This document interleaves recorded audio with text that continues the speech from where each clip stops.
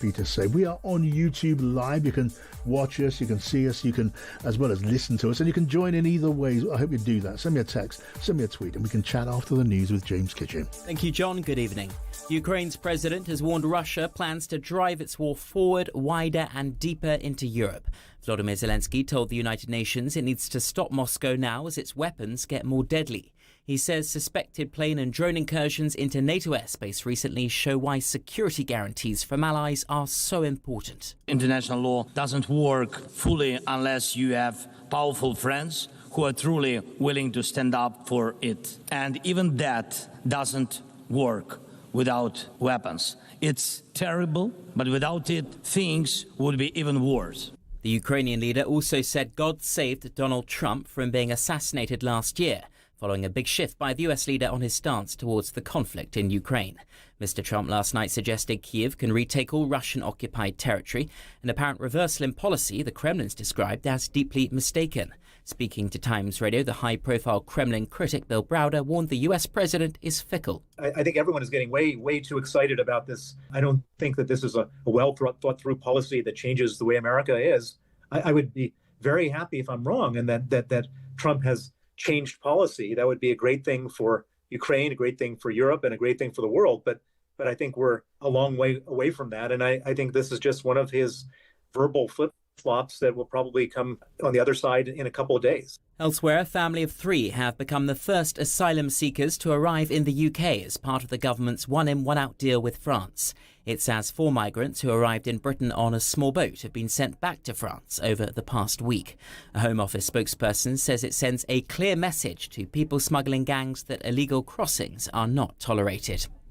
One person's been killed after 4 people were shot at an immigration and customs enforcement centre in Dallas.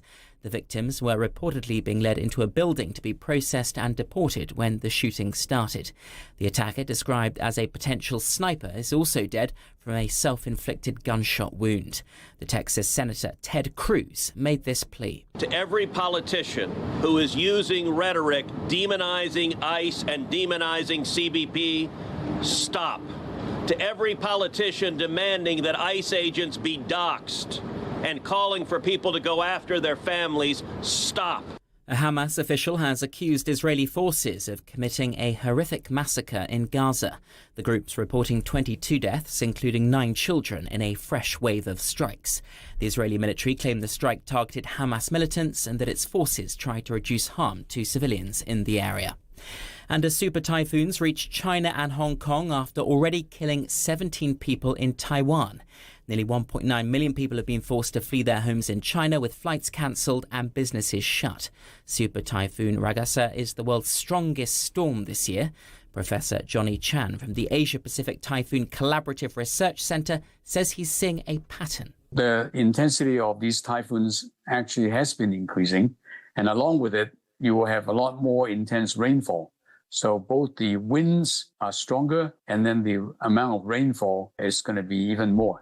And for a news bulletin when you want it, search for the Times News Briefing on the Times Radio app. Across the UK, on DAB, online and on your smart speaker. John Pienaar on Times Radio Drive with Barclays Corporate Banking. It is good to have you with us on Pienaar Friends, an hour of good conversation in good company. Tonight, that's Kirsty Buchanan, the former Conservative advisor in number 10 Downing Street to Theresa May. Hello, Kirsty. Welcome back. Good evening. Hi, I'm Matthew Torbitt, the former Labour advisor, back. Hello, Matthew. Good to see you. Good evening, John. So let's start with you, Kirsty. What's your thought for the day? My thought for the day is inspired by the Times Radio's brilliant business correspondent, Dominic O'Connell, who's picked up some rumblings in the business community that Labour might be planning a U-turn, yes, another one, on the ban on new North Sea oil and gas licences. Now, the politics of this, if this went ahead, would be fascinating. You will recall that Ed Miliband reportedly in the reshuffle refused to be moved away from the Energy Department to Housing, Local Government and Communities.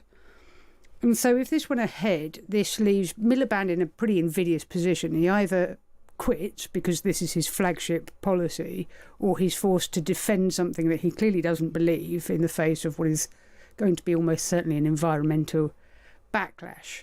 And one can only presume that the backdrop and the momentum behind this is because of the Scottish parliamentary elections coming up. The SNP, despite being in power for 20 years and having a pretty poor domestic record, are ahead of Labour by about 9 points. And Labour's North Sea energy policy is really proving to be an electoral drag for Labour. I wrote a strategic communications paper for Anna Sarwar, I think last year, and basically trying to thread the needle between being Mr. Scotland and standing up for Scotland and trying to defend Labour's slightly illogical energy policy for Scotland. Just doesn't make sense.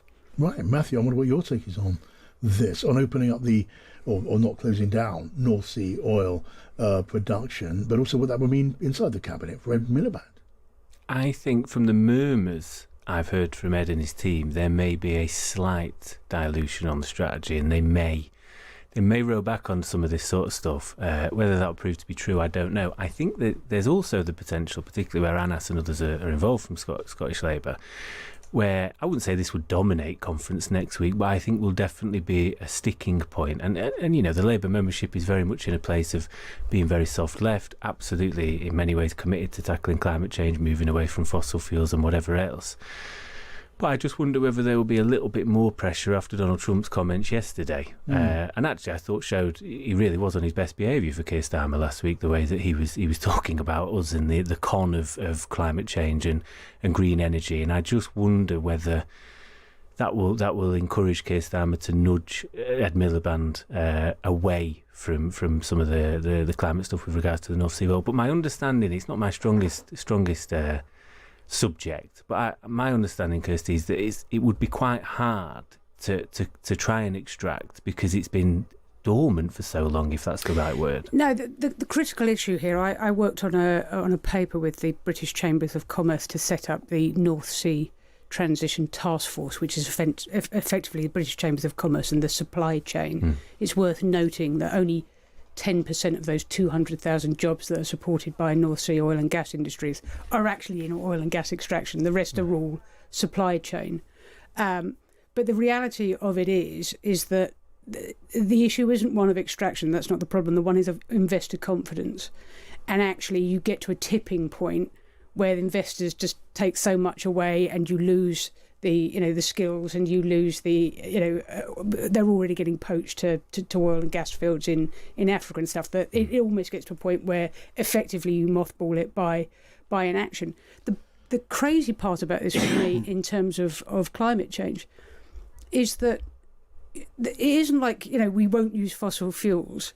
We will still continue to use oil and gas. The only choice here is whether we use our own oil and gas, of which there's something like 15 billion effectively barrels still left under the North Sea, or we import it from countries like Qatar, where actually it's a much higher carbon emissions concentration from taking it from Qatar to Britain as LNG, cooling it, freezing it as LNG, and then the carbon emissions of heating it all back up to use in this country. So from an environmental point of view, it makes no sense. And economically, it's disastrous. And it's not just a matter for the North East Corridor. The bulk of the supply chain for the North Sea industry runs right across the central belt of Scotland, which is big kind of Labour hold territory, and intriguingly right across the Red Wall seats in England as well. It is an incredible asset, but if we don't have a proper, orderly transition from effectively North Sea 1, where we are now, to North Sea 2, and this huge new industry, renewables industry that we have there, and the carbon capture and storage facility that we have, which is also North Sea, then you're just going to, all those jobs will fall into that kind of gap in between the lack of a managed transition.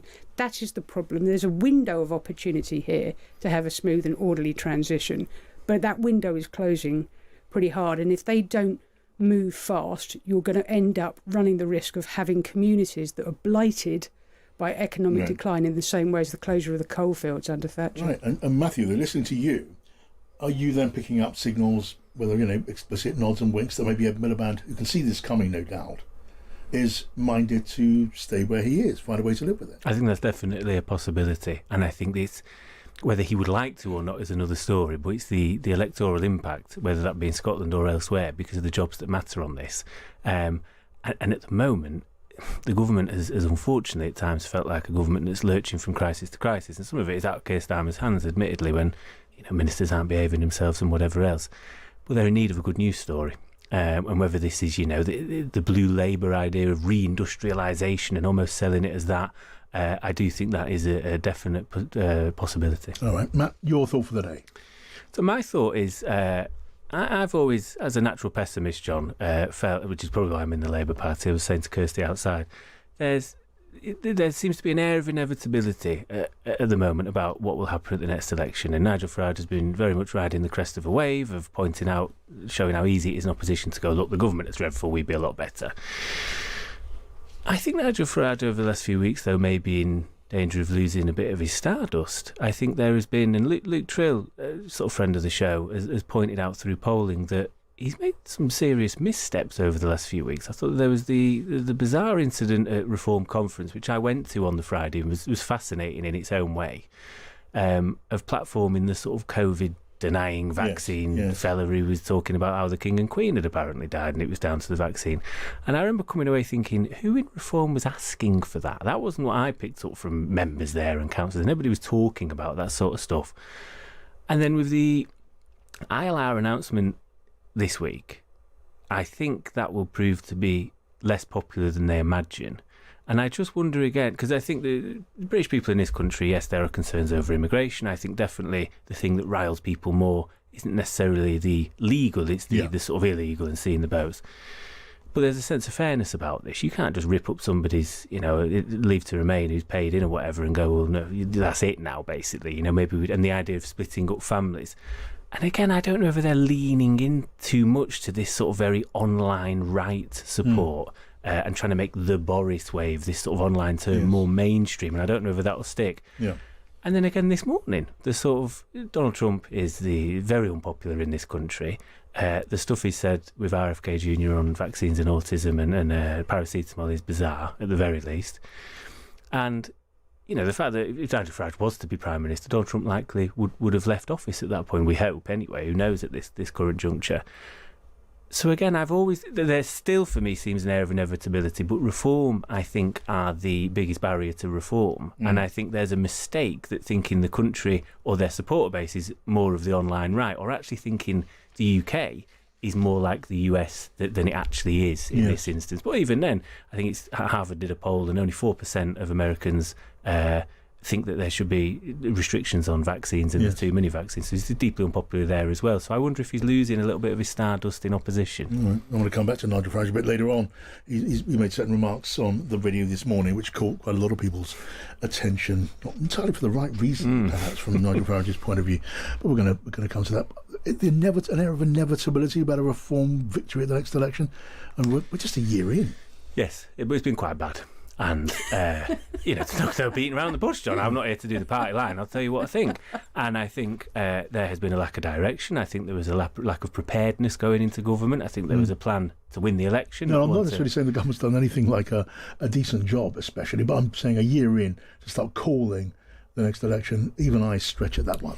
I think Keir Starmer's total unpopularity, very hard to turn that around by any sitting Prime Minister by historical standards. And for me, after the winter fuel, I thought this has the feeling that it could become terminal. Now, if you enter Andy Burnham into the fray, which I would very much welcome, I think my pessimism may change somewhat. But at the moment, I think if Keir Starmer was to lead us into the next election, we wouldn't win. Yeah, I think it's a long road into the next election, and you can see how much things can change in a year, let alone 4 years' time. What I don't understand about reform pushing out half-baked policies at the moment is where is the need to push out any policies at the moment? You're 4 years out from an election. You need a bit of mood music, a few vibes, and that'll carry you through. And actually, you've got underneath reform James Orr, who's the new darling of the radical right, and this new think tank, Centre for Better Britain, doing some serious heavy lifting on policy development for preparing for a potential reform government. So why are you floating, half-baked policies out now? It's maybe half-baked is the key there. I mean, and you say why fake policies now? I mean, they are slogan heavy and workable, credible detail rather light. Yes. And maybe that is simply where we are just at the And moment. so we can all continue to talk about Farage because he Which to be fair is floods what we the are zone. doing. Yeah, which is what we're doing. And we will again later on, just in case we're not doing it now. Anyway, in a moment, I'm going to tell you about a story now breaking in the Times. It's a good one, and it's going to have a bearing on these coming days at the Labour Party conference. It's by the political editor Stephen Swinford, and trust me, you do not want to miss this piece of breaking news from the Times here on Pienaar and Friends with Barclays Corporate Banking. See you tomorrow clearly with Big Picture Banking from Barclays.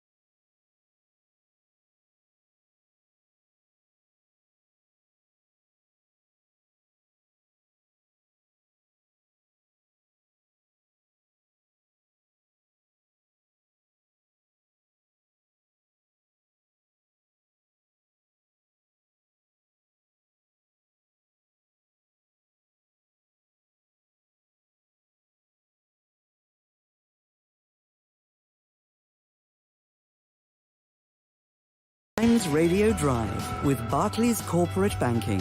Change your perspective with big picture banking from Barclays.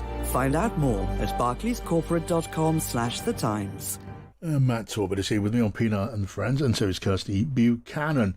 And here we have a new story now breaking in the Times online, and it is a significant one for so many people, for Keir Starmer, for the Labour Party, for politics generally at this really quite difficult time. And here's the story. On the front of the Times, Sir Keir Starmer will be told by senior cabinet ministers lifting the two-child cap on benefits is the most effective way of alleviating child poverty. Now, this story has been building. A little earlier on, we heard from Ian Byrne on Times Radio talking to Hugo Rifkind. This is what he said. It's a pernicious piece of legislation which has caused so much harm, certainly in West Derby, Liverpool and across the country. So, it's something we should be looking to repeal, and hopefully the mood music coming from the Labour Party at the moment, certainly to the two deputy leaders, is matching my aims. It's the Labour MP Ian Byrne. I spoke to Paul Johnson, former director of the Institute for Fiscal Studies. He said this. This is already going to be a staggeringly tough budget. We don't know how tough because we don't know what the Office of Budget Responsibility forecasts are going to be. But it seems likely that the Chancellor is going to have to find some tens of billions of pounds, so a lot of money, probably in tax rises.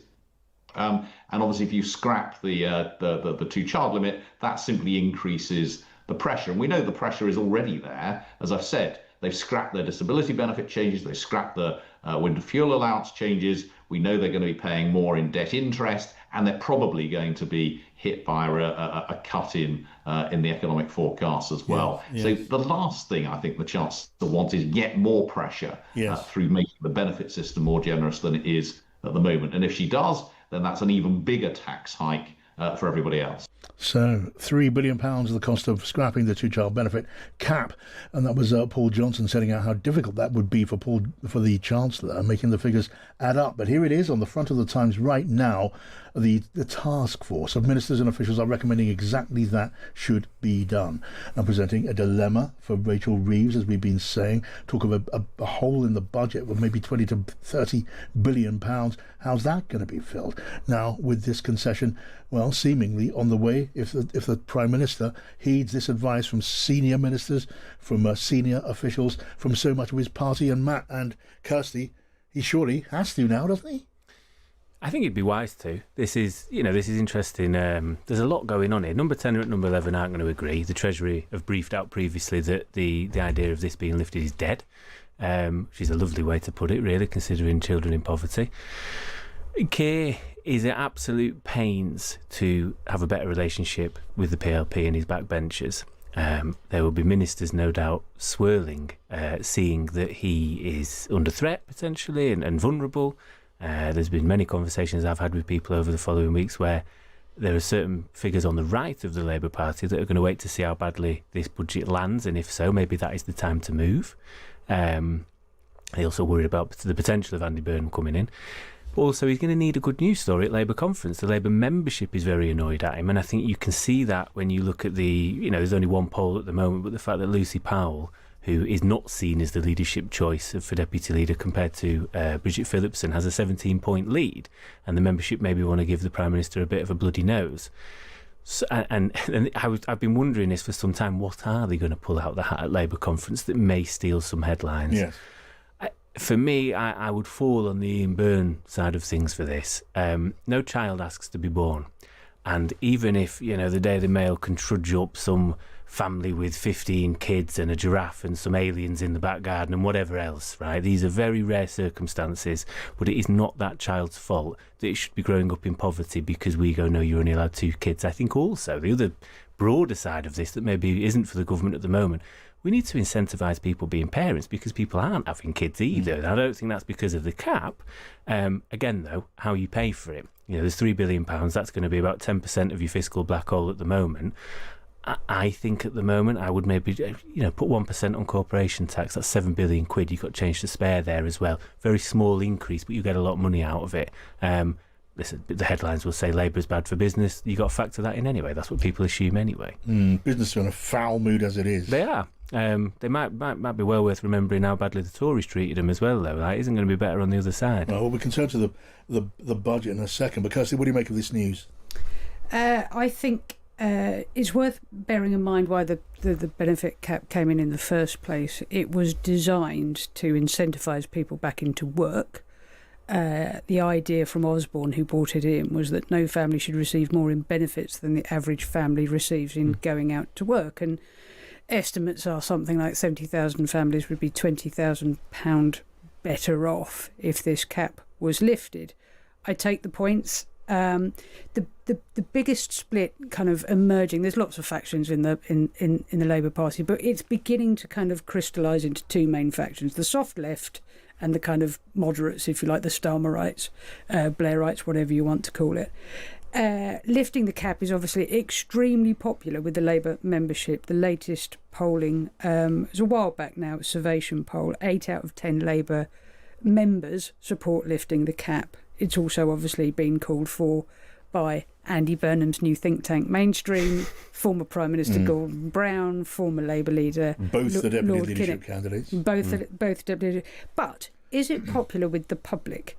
6 out of 10 people, according to a YouGov poll, don't want the cap to be lifted. They think it actually isn't fair for people who can't afford to have children to have the state pick up the tab for it. So it's going to be popular with the party. It'll be interesting to see polling post this announcement on how popular it actually is with the public. One of the greatest strengths on this, though, that's been, an attack from Reform has been blunted because Nigel Farage himself has come out and said he wants this cap to be lifted too. So he's not going to take a lesson from Farage on that one. But obviously the Conservatives are wedded to keeping the cap where it is because they think actually mainstream public opinion is in favour of holding it where it is, whilst it is unsustainable at the moment financially to do it. One of the proposals for actually paying for it that the soft left would like Rachel Reeves to pick up, whether she does or not, is to pay for it out of a tax on banks, a windfall tax on banks, or the gambling industry. Can you do that in perpetuity? We'll see. What do you think? On that idea? Yeah. It'll play well with the Labour membership, the idea of bankers having money taken off them and being given to poor They're kids. a very easy target. Absolutely. Yeah. But I would argue, listen, 2008, they got away with murder. Yes. But 30 billion pound hole, to be built, it's not going to just come from banks, is it? There's going to be some really unpopular stuff in there. I think there has to be in it. Does this, arguably this move, let's assume that Keir Starmer goes with this, because it is something of a dilemma, it maybe sugars the pill in some ways, certainly with the party, when it comes to setting a very difficult budget. Well, it's going to be very popular with the party, but I'm sort of old enough to remember Starmer promising country before party, and increasingly it looks like the tail is wagging the number 10 dog here to me. And actually, we have got unsustainable debt levels in this country. We are held hostage by the bond markets. Doesn't matter how many times people say we shouldn't be. We frankly are. We've had one attempt by the Labour government to force badly handled and the wrong target, but relatively modest benefit cuts through its party. And despite having 160 majority, it didn't succeed in doing that. And this just gives the impression to the public that actually, rather than getting to grips with our ballooning welfare budget, the government's actually adding more and more to it. And the moral argument is a separate point, but the fiscal one is in the wrong direction I would have said, for the majority of the public. And on public opinion, with any luck, I may get some new numbers from Luke Trill tomorrow when I talk to Luke Trill, but I'm looking at polling now as far as what do the public think about getting rid of the two-child benefit cap. And as you say, first of all, overall, we're looking at 6 in 10 say, look, keep this ban, keep this in place. And among Labour voters, Matt, we're looking at 50% who say, again, don't scrap the policy. 38% do scrap the policy. Now, those are Labour voters, not Labour activists. Those aren't people who pile up to Liverpool for the Labour Party conference, and they're not the majority of the cabinet either. But when we talk about a dilemma, that's the case even within Labour people and the Labour Party supporters. Yeah, I suppose because the Prime Minister is unpopular with different groups of people. You've got people that voted Labour that may have lent their votes, very fed up with the Conservatives at a point of, Liz Truss, etc. You've got the membership, you've got the PLP, you've got your own ministers, you've got Andy Burnham on the outside looking at coming in. There's a whole host of people there. I would agree, and this has to be part of a broader strategy. Wages have not gone up with the cost of living for the best part of 20 years. Public sector wages are rising higher than private sector wages. Yeah, listen, the cynic in me... And our inflation busting. And the cynic in me would say that's Labour rewarding their core vote. I'm totally open to admitting that, of course.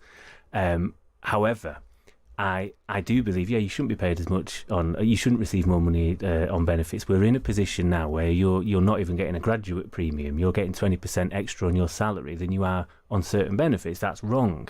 But therefore, I think we have to have a broader strategy of how we ensure that wages do increase. We have certain businesses making record profits and certainly had a boom during the pandemic, and yet nobody else feels it. In fact, prices seem to be going up because of inflationary pressures and otherwise. Sure, but capitalist kind of policies aside, one of the most fundamental points of public opinion is it fair? Now, the vast majority of working people in this country will say, I work really hard, I've only got 2 kids or only 1 kid because that's all I can afford. Is it fair, given the huge levels of debt that are dragging this country down at the moment, for us to lift and reward people who, the fastest way to get children out of poverty is to work. And I appreciate that a lot of benefits are for people that are in work. I get that. But actually, the fairness principle is about as hardwired through the British DNA as anything I find. And as much as you can say, and it's true, I don't dispute it, no child asked to be born, it's not fair on them. It's equally not fair on working families to say, right, you are earning less than this family over here who've recklessly decided to have 6 kids that they can't afford. And neither of them work. It's still going to take, isn't it, a very bold, arguably very brave, and some might say politically reckless Prime Minister to not go with this advice. I mean, public opinion, you're right, seems to be saying, look, we agree with this policy staying where it is. or something very like it, but that public opinion is still divided. You know, it's 50 versus 38 among Labour people, more so among Conservative voters and so on, but still divided. And when it comes to the cabinet, most ministers want to see this thing scrapped. And among those ministers, you've got Bridget Phillipson, as well as the other deputy leadership candidate. And Bridget Phillipson is the number 10's choice of deputy leader, though they don't call her that. And what would it do for her standing with the party if Starmer says no? I hear what you say, but no, and the Labour conference would be upset enough as it is. And we're talking about Andy Burnham. He's in the wings. He hasn't come out and said, let's scrap this, but he's part of mainstream, leading mainstream. He's going to go there. It's going to leave Keir Starmer in a very uncomfortable place at a very uncomfortable time. My money is on him going with this and doing it. What's yours, Kirsty? Oh, no, 100% they will back it. There's no doubt about that. I would say so. Yeah, well, it's a perfect consensus in the Pienaar Friends studio, so that pretty much settles that. We're going to move on. We're going to be talking about NATO after the news. We're going to be talking about Donald Trump. We're going to be talking about war with Russia. We're going to be gaming out. That's not my choice of phrase, but gaming out war with Russia just a little bit. Stay with us. Tell me what you think on Pienaar and Friends. Now time for the news with James Kitchen. And by the way, Mikey Smith is joining us live from New York because he's at the UN General Assembly. Across the UK, on DAB, online and on your smart speaker. This is Times Radio. Thank you, John. Good evening. Sir Keir Starmer will be told by senior cabinet ministers that lifting the two-child benefit cap is the most effective way of alleviating child poverty. The Times has learnt the Child Poverty Task Force will recommend removing the cap at a cost of £3 billion a year. It will publish its findings ahead of November's autumn budget. A family of 3 have arrived in Britain as part of the government's one-in, one-out scheme with France. They're the first asylum seekers exchanged in the deal. 4 illegal migrants have already been sent back across the Channel after arriving by small boat. Ukraine's president has presented the United Nations with a choice: stop Russia's invasion now or face the most destructive arms race ever. Volodymyr Zelensky says recent drone and plane incursions into Eastern Europe show Moscow's readiness to expand the war. He added military might was the best guarantee of peace. The defence and security analyst Michael Clark says the global order's changing. And we're moving from an era of 80-odd years where it was very institutionalised, the world was very predictable, into an era where the geopolitical wheels are turning very, very fast and the institutions are being, in effect, undermined by the big players who don't want to play by those rules. 1 person's been killed after 4 detainees were shot at an immigration and customs enforcement centre in Dallas. The attacker, described as a potential sniper, is also dead from a self-inflicted gunshot wound. And scientists in London claim to have discovered a groundbreaking new treatment for Huntington's disease. They found a new gene therapy slowed development of the degenerative illness by 75%. And for a news bulletin when you want it, search for the Times News Briefing on any podcast platform. This is Times Radio.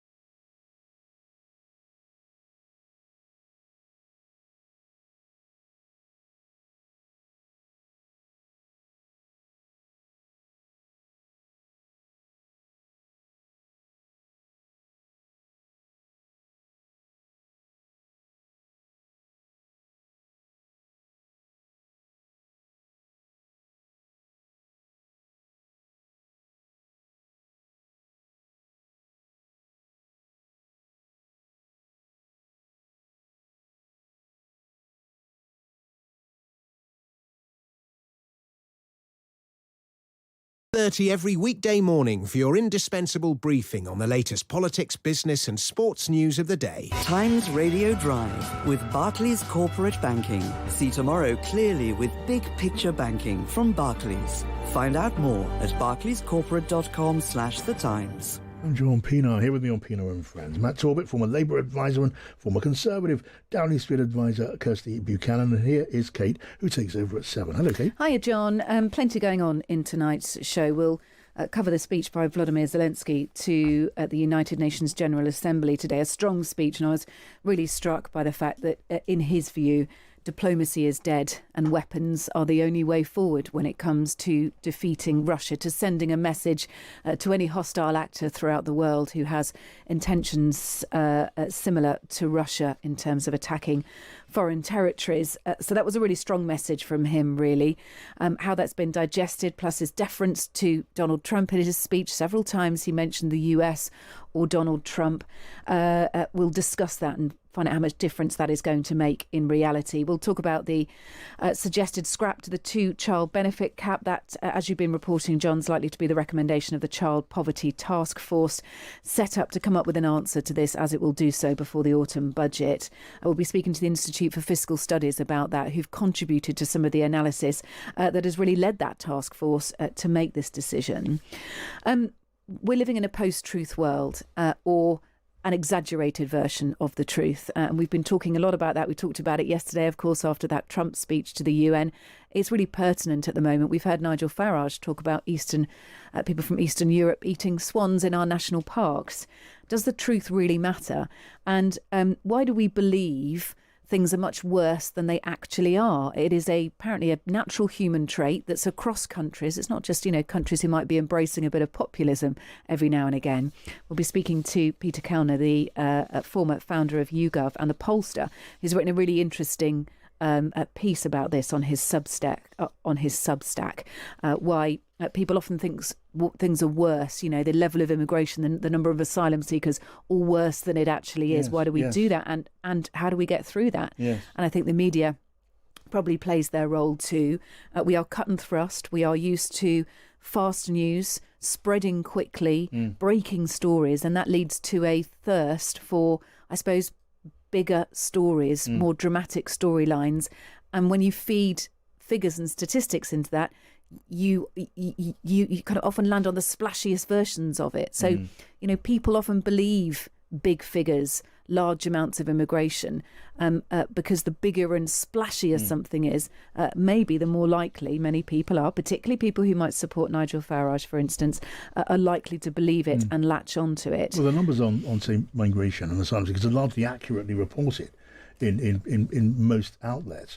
But if you go down the streets, because all the science shows this, and ask people what is the level of immigration, what proportion of the country are asylum seekers or migrants, the numbers that people come back with are wildly excessive in reality. So on average, the public thinks that almost 40% of immigrants into Britain are asylum seekers. Reform voters think it's 51%. The real figure's 4%. Yes. And that illustrates, doesn't it, as you say, John, perfectly. We'll also be speaking about Andy Burnham as well. We'll talk to one of his great supporters, Rachel Maskell, the MP. She's, of course, lost the whip at the moment, the Labour MP for York. But we'll be speaking to her about what it is that Andy Burnham might have that Keir Starmer doesn't. She's talked in the past about his creative style of leadership. I'm sure she'll be pleased, by the way, to hear about the scrapping of the 2-child benefit cap. But we'll talk to Rachel Maskell about what Andy Burnham's had to say in that article today, and whether she agrees with him. Should there be an out-and-out culture change in the leadership, in the approach of the Labour Party? Really lots of fascinating stuff, Kate, with you after this at Cheers, 7 o'clock. Now, here on Pienaar and Friends, we've got Kirsty Buchanan, we've got Matt Torbitt. What else? What more could you possibly ask?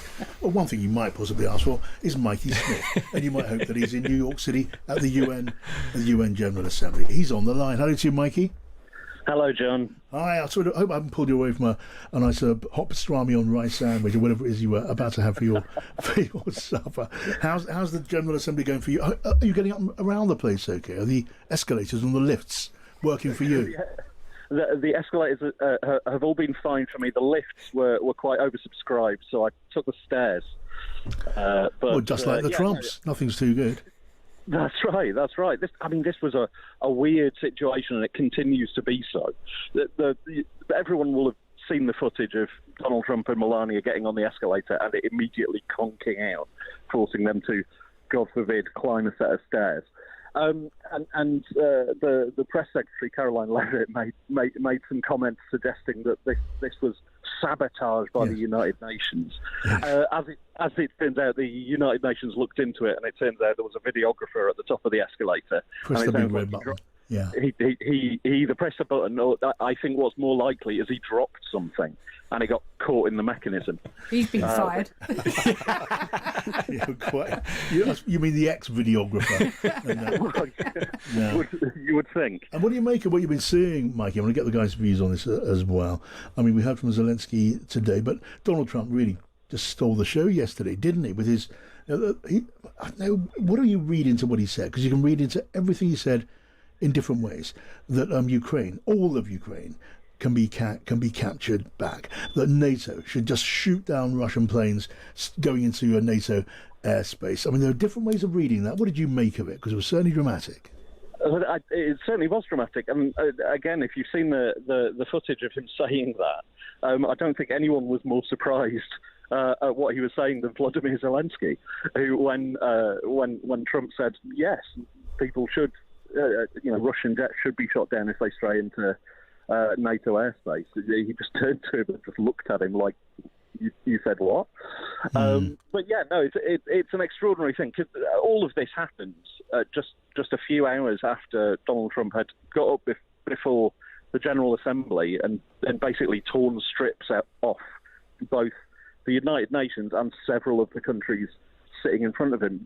Donald Trump doesn't have a lot of peers in the world, and all of them were in the room when he was talking, and he went on for about 3/4 of an hour longer than he was supposed to. The UN General Assembly is a very weird room, the main hall, because it's absolutely vast. Has to be to fit that many countries into it. Yes. But because everyone's listening on translation on those earpieces they have on the side of every chair, it's almost sort of eerily quiet in there, because there's no amplification of the speaker, because that would get in the way of the earpieces. The advantage of this, if you're a reporter, is you can sit at the back and you can hear every gasp, every sort of chuckle, and there were more gasps than you would necessarily know if you watched it on telly. Gasps, because you don't think of UN ambassadors necessarily gasping, but they were gasping. I doubt there were many chuckles, though, were there, Mikey? No. The occasional chuckle. When he was talking about the teleprompter being broken, the teleprompter which was being operated by the White House staff, I might add. Someone else has been fired. I imagine so. Yeah. But yeah, there was the occasional chuckle, but it mostly sharp intakes of breath. And when he said, yes, I support the idea of shooting down Russian jets if they go into NATO airspace, there's what he said and there's what he meant.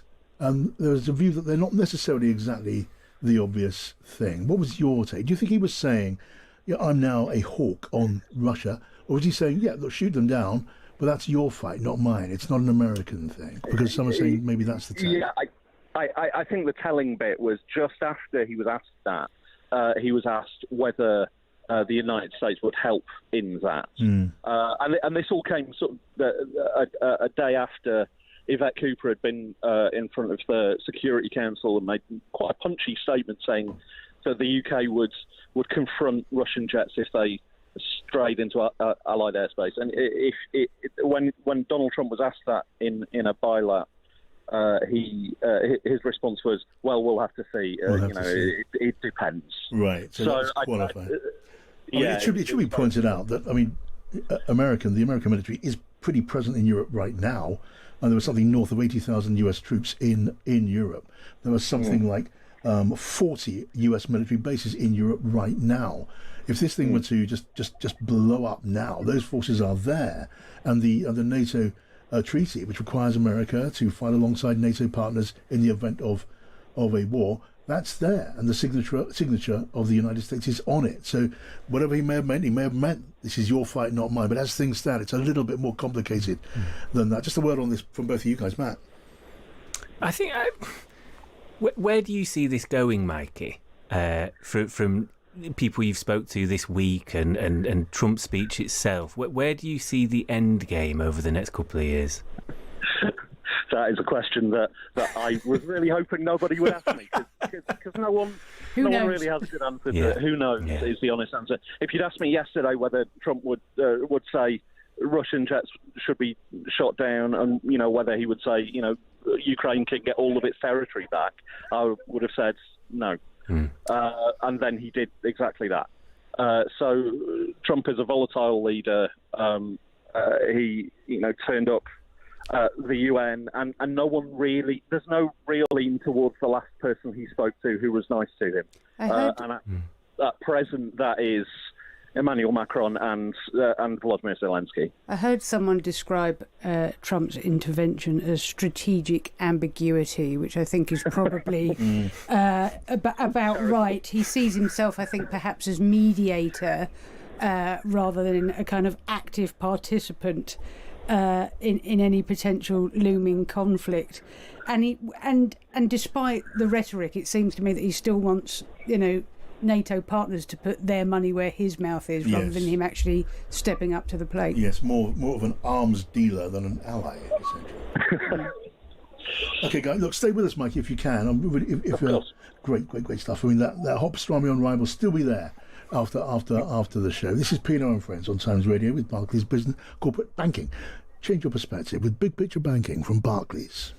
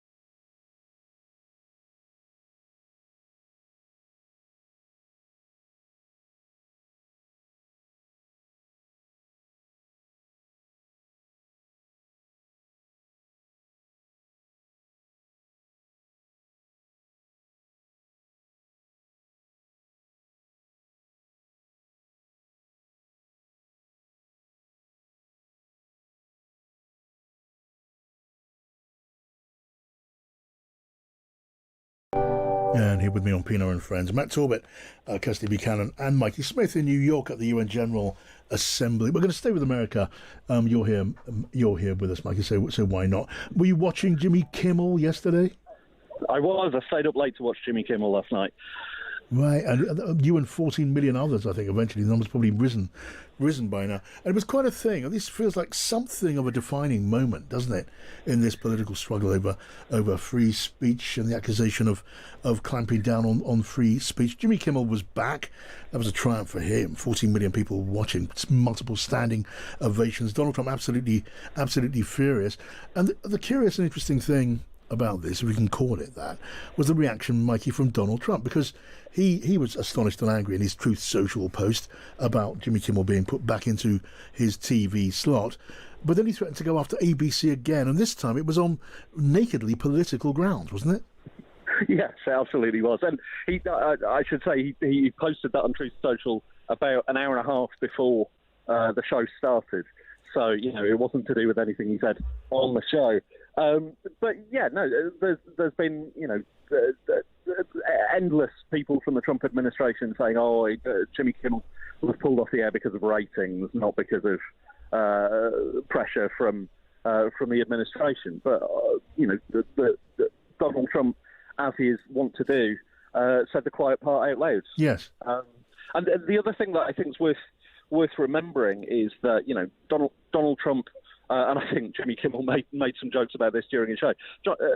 Donald Trump has been saying that Jimmy Kimmel's ratings are horrendous, but for a start, last night they were not horrendous, and even on a normal week, they are sort of orders of magnitude higher than you would see on from the news channels, which is where most of the political commentary in America takes place. Yes. So if you've got someone on, well, it's not prime time, but late night network television making arguments that normally you would see at home on MSNBC, the left wing channel, then that I think makes maybe not a major difference, but it's certainly a new thing. Yeah. I mean, look, here is the post that we're talking about from the president. He says, "I can't believe ABC fake news gave Jimmy Kimmel his job back." He said the White House was told by ABC that his show was cancelled. Something happened between then and now because his audience is gone. His talent was never there. So tearing into his view of Kimmel's talent. But then he says, a bit later on in this Truth Social post, he's yet another arm of the DNC, the Democratic National Committee. And to the best of my knowledge, that would be a major illegal campaign contribution. I think we're going to test ABC out on this. Let's see how we do. Last time I went after them, they gave me $16 million. This one sounds even more lucrative. Lucrative was the word that was used, Kate. Ever gracious, and he finished it with a payoff line of "made Jimmy rot in his terrible ratings." That's right. Let Jimmy rot in his bad rating. But getting a lucrative payout on the basis of this comedian saying things which are favourable to the Democratic Party. It's not about lying. That is about just not liking what he says politically. I mean, I think there is somewhere in the various charters of the Federal Communications Committee something that says, which is against the line. You cannot actively mislead. In this case, it's pure politics. It's pure political vengeance. And like everybody else, when I actually watched what Jimmy Kimmel originally said, I couldn't work out where the offence was, let alone where the alleged kind of fake news was. And I mean, look, there's questionable evidence about how much they lent on ABC in the first place, but ABC, like everybody else at the moment, is slavishly devoted to appeasing the great god Trump, and might have overcorrected on its reputational issues with this one, and has really had a spanking from public opinion on it. So, like I say, it doesn't seem to have changed much. Trump doesn't seem to be wanting to use this moment to unify the nation, let's put it that way. When we talk about American public opinion, there's more than one American public opinion. And that is kind of the point here, isn't it? And it's completely crystallised now. Matt. I think it's interesting he says the quiet part out loud now about the whole idea of this is going to be more lucrative. This is a man who is totally using the presidency to enrich himself and his family, whether it be through the cryptocurrency stuff, whether it be going after these ridiculous lawsuits. And actually, I think TV companies and media outlets sort of really cowardly capitulating to him. And I sort of get why, but you've got to be better than this. It's all going to end very badly, though. He's clearly not going to leave office. He's totally building up this idea of being untouchable, and the DNC are going to be doing X, Y, Z on election day. And I just don't know what we do about it. Kate was saying earlier whether truth matters, and it takes me back to the 2019 election, talking here. And I was trying to outline why I thought, through my teeth, why Jeremy Corbyn would be a better Prime Minister than Boris Johnson. Boris Johnson was a real liar, and this voter in a very safe London seat said, I know he is, but I'm still going to vote for him anyway. And I thought, how do you beat that if you know you're being lied to, but they still think that's a better option? How do you defeat that? And I think that's where we've now ended up with both ourselves and America, actually. That's an interesting point. I mean, I said we go back to Nigel Farage. I mean, Mr. Farage can't complain about the amount of attention he's getting, whatever else, and he's attracting, and he's getting it. And when we pay attention to what he says this morning, talking about, lending credence to the idea that East European migrants were eating swans in royal parks. I mean, instantly rebutted by the royal parks. It was so reminiscent of the American election when we had the president and, well, the then candidate, Donald Trump, and J.D. Vance talking about Haitian migrants in Springfield, Ohio, eating people's cats and dogs. It was just such a weird echo of that. A couple of thoughts on this. One, anybody that thinks that, you know, post-truth world started with Donald Trump should remind themselves that in 2003, The Sun had a front page article about Eastern Europeans eating swans in the Royal Park, which delighted under the title of Swan Bake. So there's nothing new in this world.